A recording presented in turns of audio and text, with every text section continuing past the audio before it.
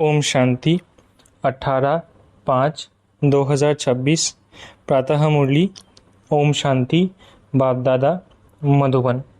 बाबा आज कह रहे हैं, मीठे बच्चे, इसी रूहानी नशे में रहो कि हम ईश्वरीय फैमिली के हैं।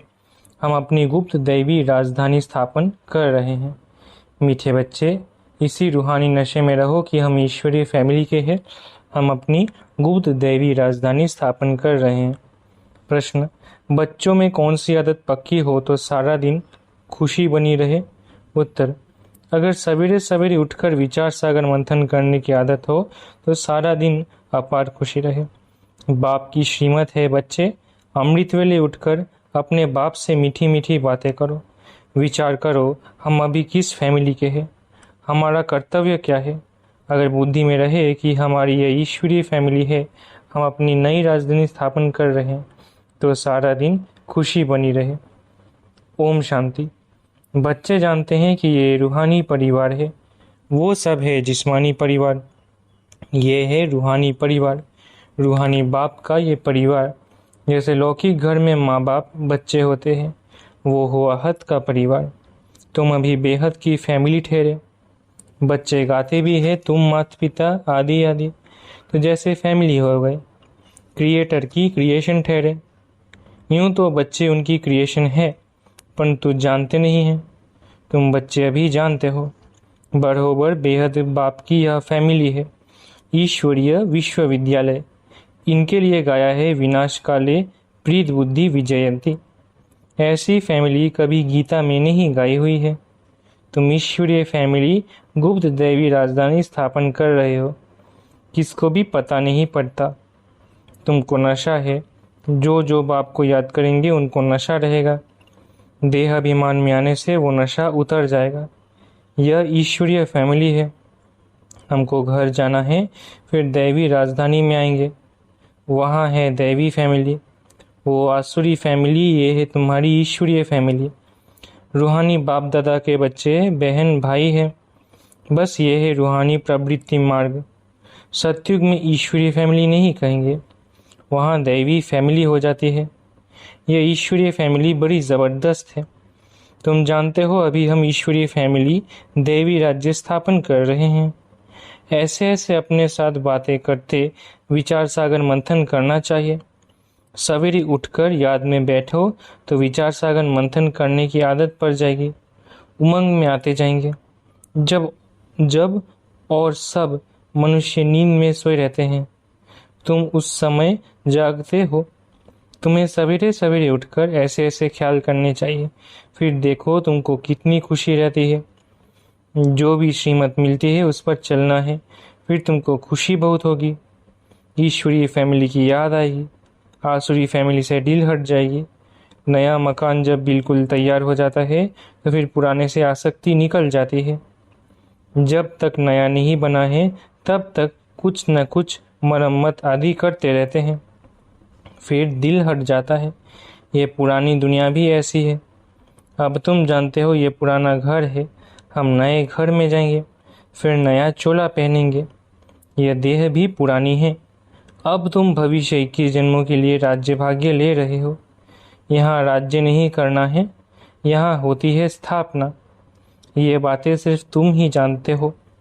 है भी यह गीता राजयोग है ना, इसे कहा जाता है सहज राजयोग। अनेक बार तुम इस राजयोग अभ्यास द्वारा देवी राज्य स्थापन करते हो। वहाँ ये बातें याद नहीं रहेंगी। अगर वहाँ ये बातें याद रहे तो फिर सुख भी न भासे, चिंता लग जाए। इस समय तुमको गुप्त नशा है। ऊंच बाबा की ये फैमिली है। इसको कहा जाता है ईश्वरीय गुप्त फैमिली टाइप। ईश्वरीय विश्वविद्यालय, ईश्वरीय यज्ञ भी कहते हैं। फैमिली है, हमको बहुत लवली बनना है। भविष्य में तुम बहुत लवली बनते हो। तुम हो रूप बसंत। आत्मा रूप भी है, बसंत भी है। इतनी छोटी सी आत्मा अविनाशी पाठ बजाती है। इस समय तुम रूप बसंत बने हो। बाप ज्ञान का सागर है। ज्ञान जरूर देंगे तब जब इस शरीर में आएंगे। तुम जानते हो ज्ञान की वर्षा बरसाते हैं। एक एक रत्न लाखों रुपयों का है। अब तुम आत्माओं को बाप का परिचय मिला है। बाप ने स्मृति दिलाई है। तुम्हारी बुद्धि में है ये 84 का चक्र कैसे फिरता है, इसलिए तुम्हारा नाम ही है स्वदर्शन चक्रधारी। विष्णु व लक्ष्मी नारायण स्वदर्शन चक्रधारी नहीं थे, उनमें ये ज्ञान नहीं होता। अभी आत्मा को ये ज्ञान मिलता है। सृष्टि का चक्र कैसे फिरता है। भल त्रिमूर्ति कहते तो भी शिव नहीं दिखाते। त्रिमूर्ति की चित्र तो बहुत देखेंगे। साकार में प्रजापिता ब्रह्मा तो यहाँ है ना। ये हो गया बहुत पुराना ग्रेट ग्रेट ग्रैंडफादर। तो ये हुआ प्रजापिता ब्रह्मा का सिजरा। बाप सृष्टि रचते हैं ब्रह्मा द्वारा, तो ब्रह्मा बड़ा हुआ ना, दिखाते भी बूढ़ा है। ये 84 जन्मों का चक्र लगाया हुआ है। अभी तुम इन बातों को समझ गए हो। ये भी जानते हो कि बाप के तो सब बच्चे हैं। आत्माओं को बाप का परिचय देना है। अभी भारत का बहुत बड़ा कल्याण हो रहा है। सब आत्माएं पवित्र हो मुक्ति धाम में चली जाएंगी। तुम हो ही भारत की सेवा पर। भारत खास, दुनिया आम। तुम अभी थोड़े हो जो इन बातों को समझते हो। फिर नटशेल में समझाया जाता है। बच्चे मन मना भव अलग में भी समझाया जाता है। जो कुछ है देवी राजधानी स्थापन करने में लगा। बापू गांधी क्या करते थे, वो भी राम राज्य चाहते थे। कैसा वंडरफुल खेल है ना। अभी तुम साक्षी हो, खेल देखते हो, तुमको हंसी आती है। कहाँ की बातें कहाँ ले जाते हैं। बाप कहते हैं ड्रामा अनुसार दुनिया की गति बुरी हो गई है, फिर बाप आकर सदगति करते हैं। तुम बच्चों को नशा चढ़ा है। ये सारे वर्ल्ड के निराकार बापूजी। ये ब्रह्मा भी किसका बच्चा है, शिव बाबा का। वो किसका बच्चा, ये माताएं कहती हैं शिव बाबा हमारा बच्चा। ये है शिव बाबा का खेल पाल। बाकी ध्यान दीदार में तो माया की बहुत प्रवेशता होती है।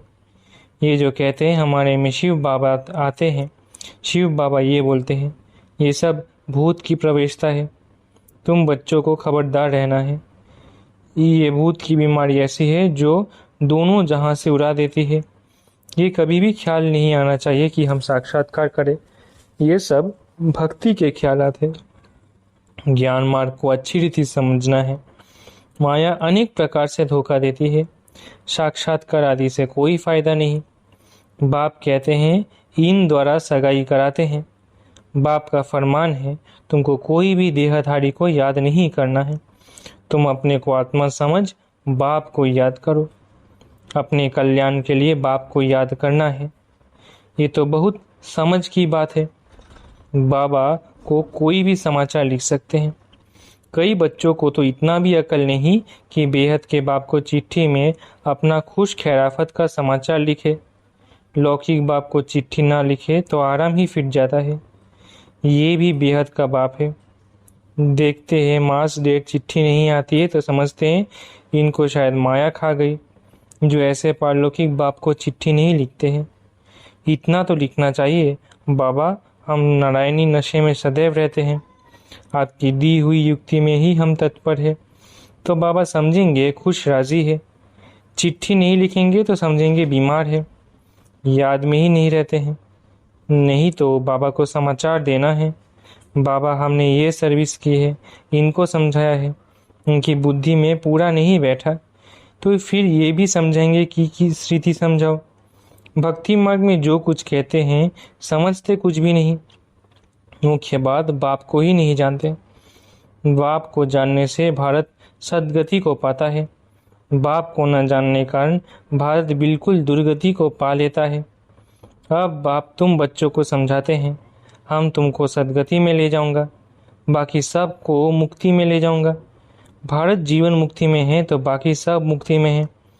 ये चेन सिवाय बाप के और कोई नहीं कर सकता। सर्व का सदगति दाता एक ही बाप है। सर्व की सदगति जरूर कल्प कल्प संगम पर ही होगी। तुम जानते हो हम आत्माओं का रूहानी बाप एक है, उनको आत्मा ही याद करती है। उनको भक्ति मार्ग में 2 बाप है, सतयुग में है 1 बाप, संगम पर है 3 बाप। प्रजापिता ब्रह्मा भी तो बाप ठहरा ना। शिव भी बाबा है, वो है सर्व आत्माओं का बाप। उनसे ही वर्षा लेना है। उनको याद करने से ही विकर्ण विनाश होंगे। ब्रह्मा को याद करने से विकर्ण विनाश नहीं होंगे। इसलिए शिव बाबा को ही याद करना है। हम उनके बने हैं। यह है सच्चा सच्चा रियल ज्ञान, रूहानी बाप का रूहानी बच्चों प्रति। बाकी सब है देह अभिमानी। देह अभिमानी पतित मनुष्य जो कर्तव्य करते हैं वो पतित ही करते हैं। दान पुण्य आदि जो भी करते हैं वो सब पतित ही बनाते हैं।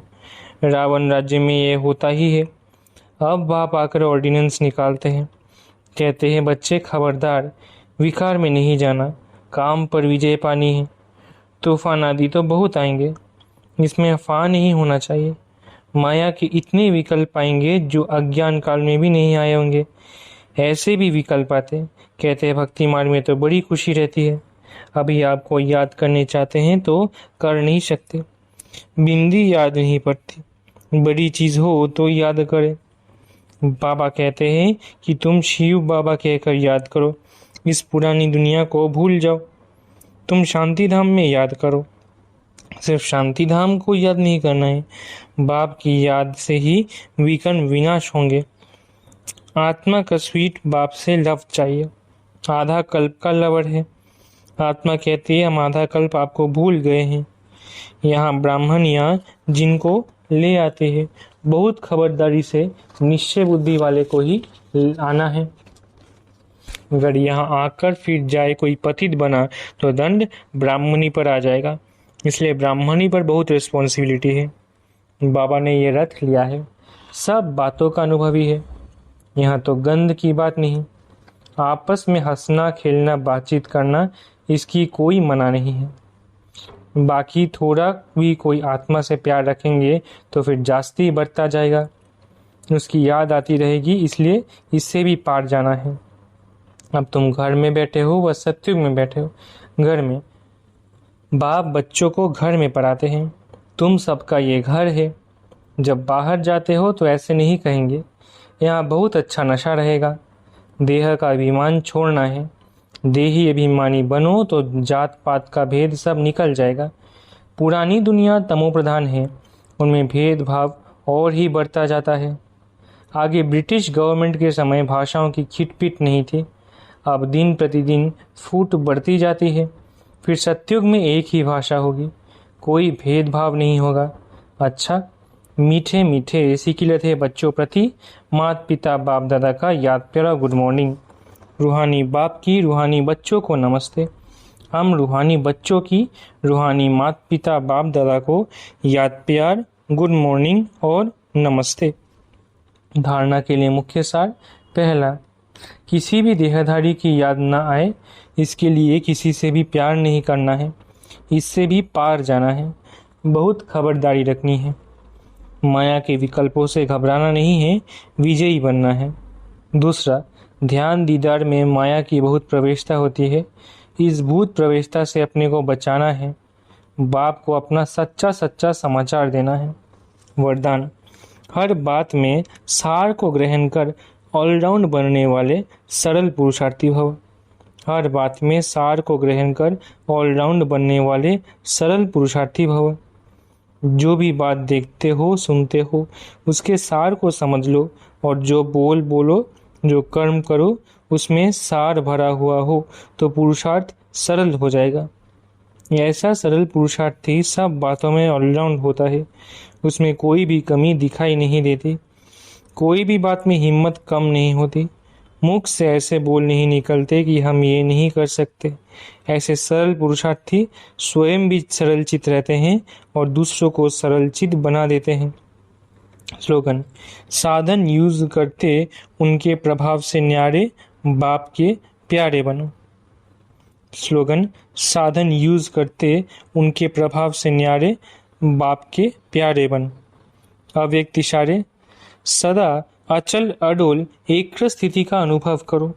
एक स्थिति बनाने के लिए सिवाय एक के और कुछ भी देखते हुए ना देखो। ये जो कुछ देखते हो ये कोई भी वस्तु रहने वाली नहीं है।